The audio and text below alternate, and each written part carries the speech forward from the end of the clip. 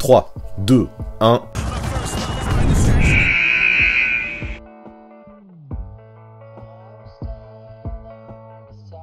Salut à tous, comment ça va en ce mardi? De mon côté, la nuit fut courte après un gros live hier soir et une nuit NBA complètement folle qui va faire que directement je pars en hot react. Ouais, je n'en dis pas plus, mais vous l'avez compris en cliquant sur cette vidéo. Aujourd'hui, on va parler de Donovan Mitchell, qui hier nous a sorti une zinzinerie des plus exceptionnelles. Alors on ne perd pas plus de temps et c'est parti. Donovan Mitchell est-il tout simplement en train de jouer le meilleur basket de sa carrière ?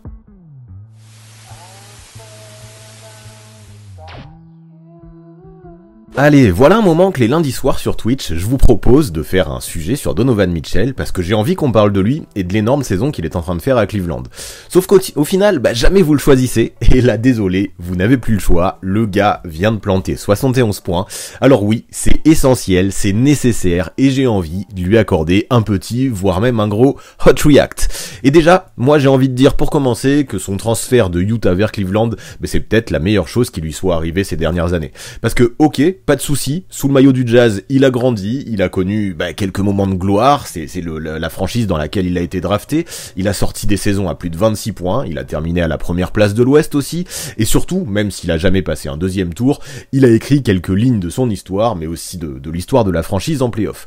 Le mec dans la bulle, face à Denver, dans son duel avec Jamal Murray notamment, nous a sorti une série complètement ahurissante, en tournant à plus de 36 points par match, à 53% au tir et 52% à 3 points, en prenant un volume de shoot surhumain, dans une confrontation qui, même si elle a été perdue par Utah, s'est prolongée pendant 7 matchs et a fait rêver la planète entière au niveau du basket. En 2021, rebelote, le gars est bouillant, il tourne à 32 points par rencontre, et même si les fans espéraient mieux de cette équipe qu'un deuxième tour de play-off perdu face aux Clippers, Spida, lui, n'avait pas grand chose à se reprocher, il avait assumé son rôle de scoreur incroyable et il avait porté son équipe sur ses épaules en attaque pendant 2 campagnes consécutives, c'est ultra fort.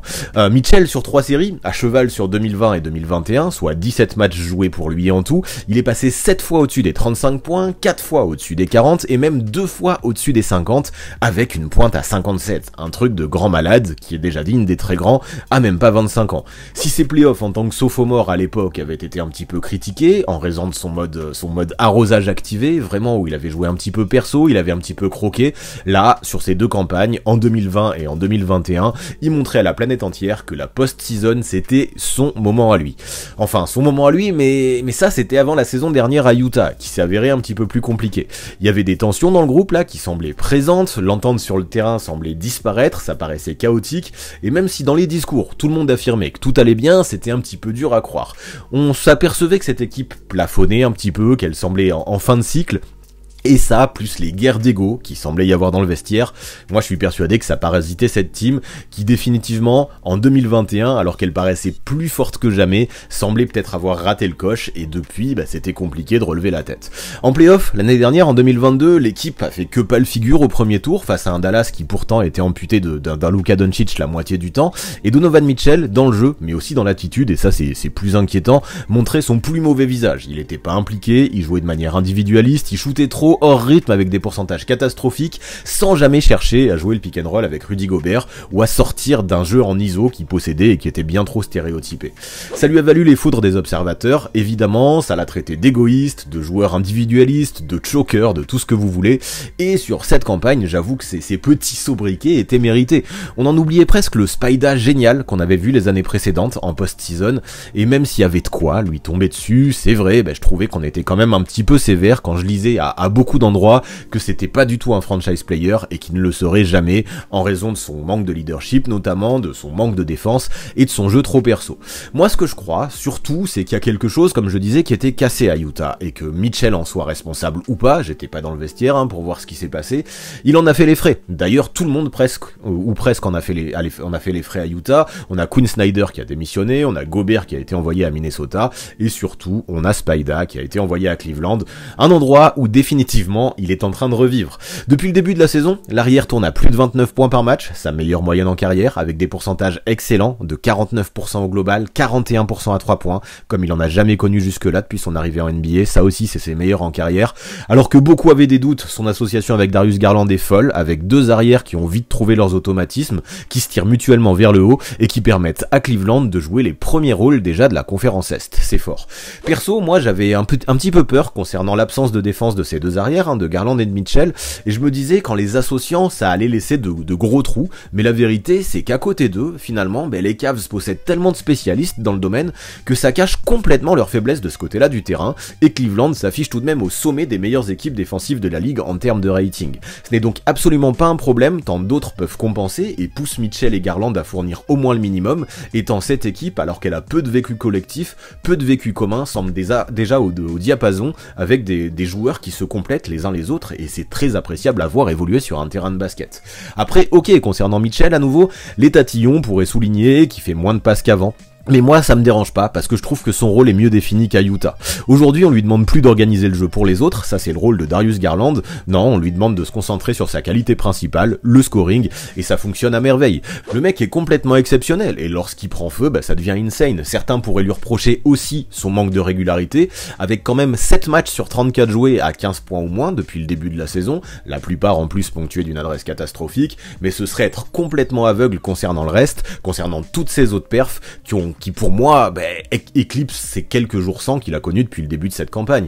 En fait, si vous enlevez ces 7 matchs et que vous conservez les 27 autres qu'il a joués là, ces stats prennent tout de suite une autre ampleur. D'un coup, le mec tourne sur cet échantillon à 34 points de moyenne, à 52% de réussite au tir, c'est juste exceptionnel. Après oui, bien sûr, vous allez me dire, c'est facile, tous les joueurs de la NBA augmentent largement leurs chiffres si tu leur enlèves leur pire match, c'est logique, c'est des mathématiques, mais là non plus, soyez conscients que j'en ai pas non plus enlevé 1 million de mauvais matchs, j'en ai enlevé 20%. Donc ok, 20% ça peut paraître beaucoup, c'est sûr, mais moi je retiens une chose essentielle, ça veut dire que sur 80% des matchs qu'il dispute cette saison avec Cleveland, dans une nouvelle équipe en plus, un nouveau contexte dans lequel il a su s'adapter, nous avons un Mitchell qui tourne à plus de 34 pions par match avec une efficacité au tir de zinzin, et moi ça me parle très très fort. Et si ça vous parle pas, eh bien retenez une chose, dans cette nouvelle équipe, il passe la moitié de ses matchs au-dessus des 30 points, il a déjà dépassé à 4 reprises les 40, et surtout hier soir il nous a fait une dinguerie exceptionnelle à 71 pions, son record en carrière bien évidemment. Quel pied en fait c'était de le voir évoluer à ce niveau face aux Bulls, no Darius Garland, no Evan Mobley, no problème, Spida était là. Les Bulls ont eu beau penser prendre le contrôle du match, il y avait rien à faire face à Donovan Mitchell. L'arrière, qui les jouait en phase 2, a produit un troisième quart-temps de rêve à 24 points pour aider les siens à recoller. Il a pris les choses en main à la fin du temps réglementaire en ratant son lancer pour scorer derrière, égaliser puis décrocher la prolongue à la manière d'un Luka Doncic, et il a fini par assassiner une équipe de Chicago, pourtant portée par un DeMar DeRozan très bon à 44 points. Derrière ça, Mitchell il avait pas fini, il était dans la zone façon Aomine dans Kuroko Basket, 13 points dans la prolongue, 3 sur 3 à 3 points, 4 sur 4 au shoot au global, il a rien raté, une victoire, 71 points au total, je répète parce que c'est fou, mais aussi 8 rebonds et 11 passes décisives. Dans la maison Cavs, c'est simple, Mitchell a tout fait, du sol au plafond. Vous vous rendez peut-être pas compte de cet exploit, et je comprends, parce que c'est assez exceptionnel, et surtout si vous suivez le basket depuis pas longtemps, mais moi j'ai envie qu'on le souligne quand même et qu'on en parle, et donc ouais, je vais vous le détailler cet exploit.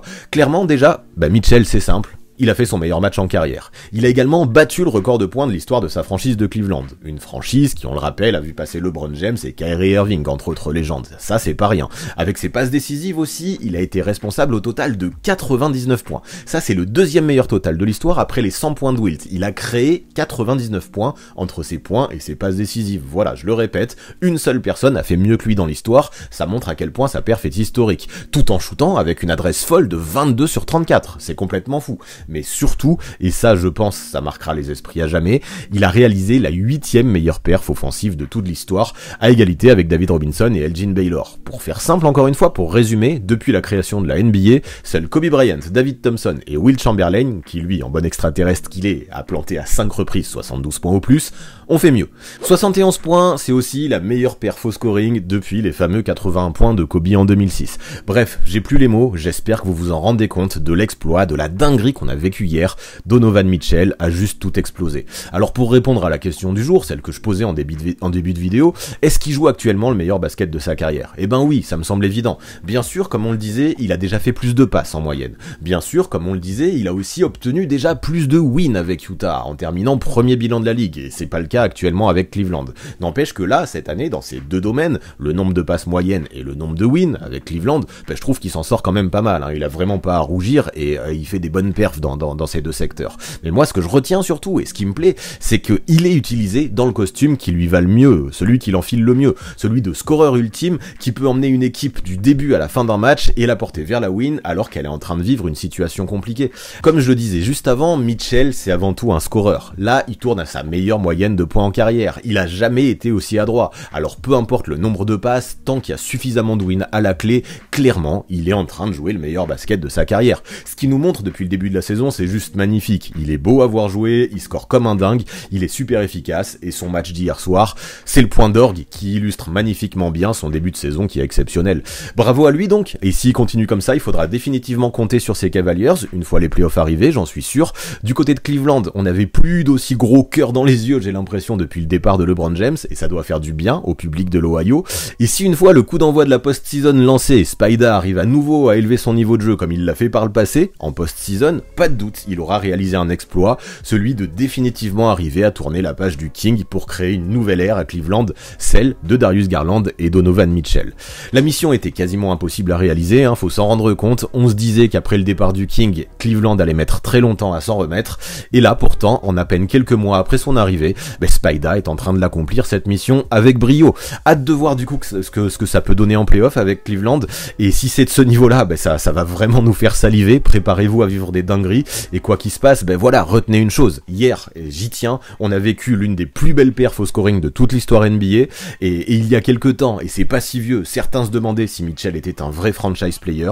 Aujourd'hui, moi j'ai pas peur de le dire, non seulement oui, il est un vrai franchise player, mais en plus on est peut-être en train d'assister à la naissance et à l'éclosion d'une future superstar qui a à peine 26 ans. Donc bravo Donovan Mitchell, continue de nous faire rêver comme ça, c'est très beau ce que tu es en train de faire cette saison avec Cleveland.